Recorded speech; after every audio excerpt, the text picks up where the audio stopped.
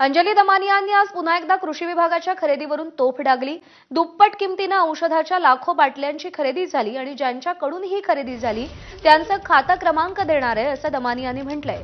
एसीबीकडून आपल्याला फारशी अपेक्षा नाही, कारण याआधीही तक्रारी करून फारसं यश आलं नाही असं दमानिया म्हणाल्या। 350 कोटींच्या या घोटाळ्याबाबत 16 जूनला लोकायुक्तांकडे सुनावणी असल्याचं त्यांनी सांगितलेलं आहे। आताच्या घटकेला मला अँटी करप्शन ब्युरोकडनं काहीच अपेक्षित नाहीये। खरं तर सिंचन घोटाळ्यात सुद्धा मी अँटी करप्शन ब्युरोला सगळी माहिती दिली, महाराष्ट्र सदन घोटाळ्यात सुद्धा दिली।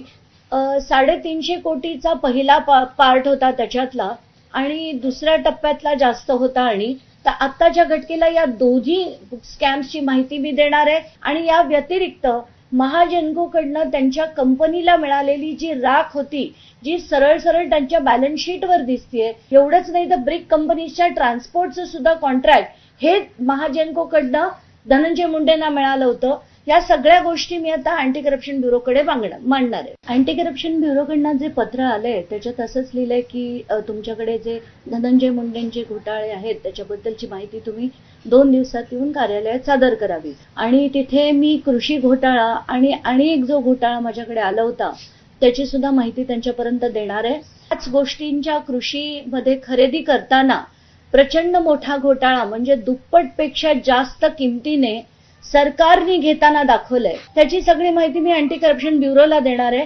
त्याच्या सकट मी ते जे सप्लायर्स होते त्यांचे जे बँक अकाउंट नंबर्स आहेत ते सुद्धा अँटी करप्शन ब्युरोला देऊन त्यांच्या बँकेची पहिल्यांदा चौकशी करा।